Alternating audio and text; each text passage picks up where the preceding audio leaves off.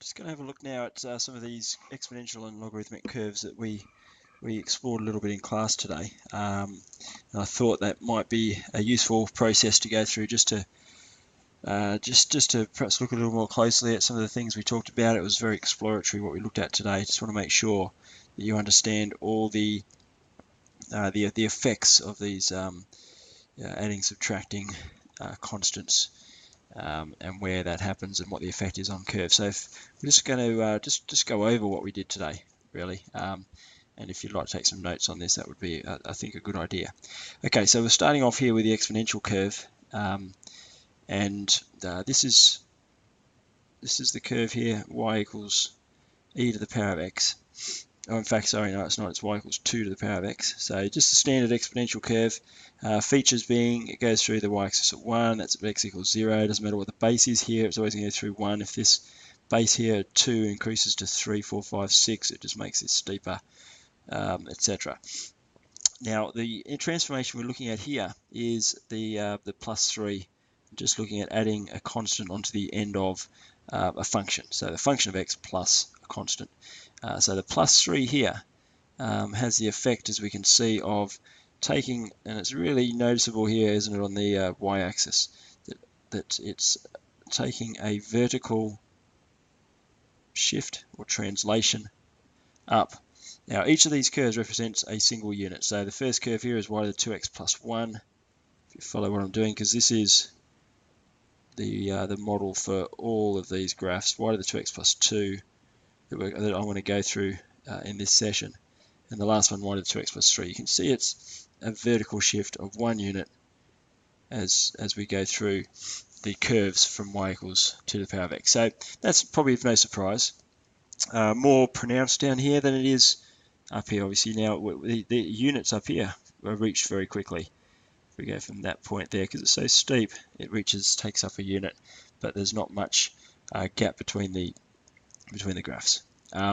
Okay, so that's y equals 2 to the power of x, and then adding 3 on the end. So that represents what we'd call a vertical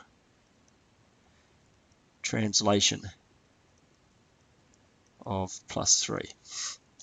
Okay, let's have a look at the next one, and that's where we tinker with the power. And what we're doing here is we're taking 3 from x in the power. What that results in is a horizontal translation.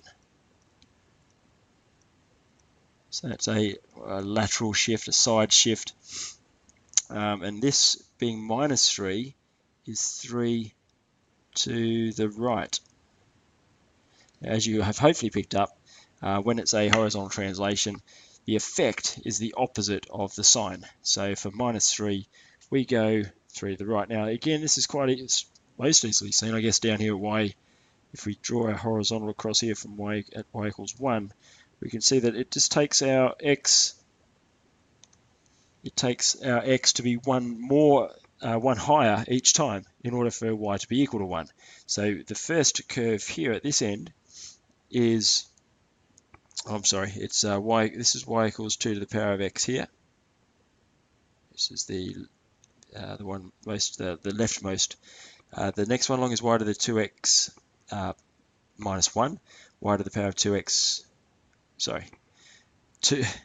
This curve here is y equals that. You cannot read that. I'm so sorry. Okay, let's sort this out. So this curve here is y equals 2 to the power of x. So it's important we know what's going on. The next one along is y equals 2 to the power of x minus 1. So as I was saying, the minus 1 in there has an opposite effect in terms of its movement of the graph, and that the minus 1, it goes 1 to the right. So minus 2 to the power of x minus 1, 2 to the power of x minus 2, and finally 2 to the power of x minus 3 is that last curve there, the rightmost curve. So the point here is that any change in there will lead to an opposite change, as in negative right and positive. If we're adding 2, adding 3, it'd be going left in a horizontal direction by that amount. Okay, moving on. The last thing we're doing here is having just a look at y equals 2 to the power of x. Don't worry about this gx business. That just means y equals That's that curve there in black. That's 2 to the power of x. And having a look at a composite or a multiple transition here, if you like, where we are taking x minus 2. So that means if we think it's in the power or in the function, then that is a 2 to the minus means 2 to the right, and the 5 means 5 up. So translation 2 to the right and 5 up. And if we take any point on the black curve, we'll be able to take it 2 to the right and 5 up, and we'll arrive at that point there for the point 1, 0, where the y equals 2 to the x, 0, 1, I'm sorry, crosses the y-axis, 2 across, 5 up, and we'll find a corresponding point on the orange. Now every orange point is made up of the black points moving 2 across and 5 up, and so that's the effect of those translations, and that's all you need to know there. Now if we go and have a look at the log curve, the red one here is y equals e to the power of x. E we've talked about today. What the value of e, it's got a constant value in the region of 2.712. Its significance is that it's the only curve that has this feature that the slope of the curve at any point is equal to the y coordinate at that point. So if I know what the y coordinate is here, I'll know what the slope or the gradient of that curve is. It makes it quite a significant feature. So this value of e is about 2.7, and that's why we have this value. It has significance, especially around the areas of calculus. So it will continue to feature in your work, and it just explains what this ln business is and why we're bothering with a base of e. So that's e to the power of x there, and what we've drawn here in blue is log y equals. That's a clumsy way of writing it, but it's just y equals log base e x. Now, if we unlog from there, as I was talking about in class today, that reads e to the power of y equals x, and if we look over here, this is e to the power of x equals y. So if the difference here between the red and the blue is that the x and y have been interchanged. That is the process of finding an inverse function. So these functions are the inverses of each other. That will be covered again later. It's chapter 1 in functions. But it's worth talking about now because it's e to the power of x and ln x are inverses of each other, and the graphical implication of that is that they reflect each other in the line y equals x, and that's why I've drawn in this dotted line y equals x, which is a line of symmetry across which these two curves, and in fact any two curves that are the inverses of each other, will reflect over. Okay, so y equals log x in blue, and as you can see, as we talked about earlier today, 0, 1 on this curve will map to 1, 0. On this curve, it's a coordinate exchange, if you like. If you look at the x value of 1 here, well, that's about up there. So as I looked at today, for very large negative x and small y, we now get small x and large negative y. So everything's just switched around. Right, so the blue curve is y equals log x. Let's have a look at what happens to it as we mess around with it. Firstly, by putting a value of 4 in front, has the effect of stretching the curve. So this is the original curve here, y equals ln x, and y equals 4 ln x actually is that curve there. So each wave, if you like, this is ln x, the first one, this is y equals 2 ln x. So you can just see as in this case my value of a in front of ln x, as it gets larger, then the curve is stretched in a vertical direction. So this we'd say is this is a transformation. It's a vertical stretch of scale factor 4. And you can see the effect there. Let's move down to have a look at, we don't need that 1 there, what happens when we subtract or add a constant inside the log x bracket.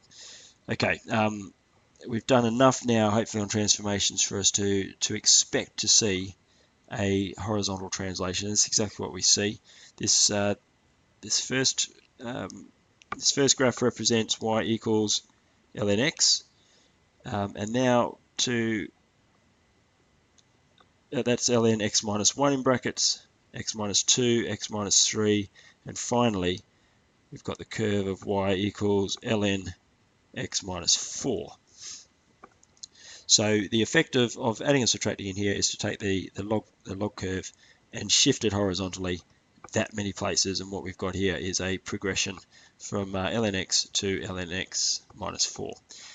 As we'd expect, we are doing, as with exponentials, any other function, any other graph, if we put a constant on the end, we add or subtract a constant on the end, then we end up with a vertical shift. 1, 2, 3. So we end up with, from y equals ln x to, at the top here, y equals ln x plus 3. So this is our plus 1, this is our plus 2 here. So that this, just to make it clear, that's the ln x plus 3 curve there.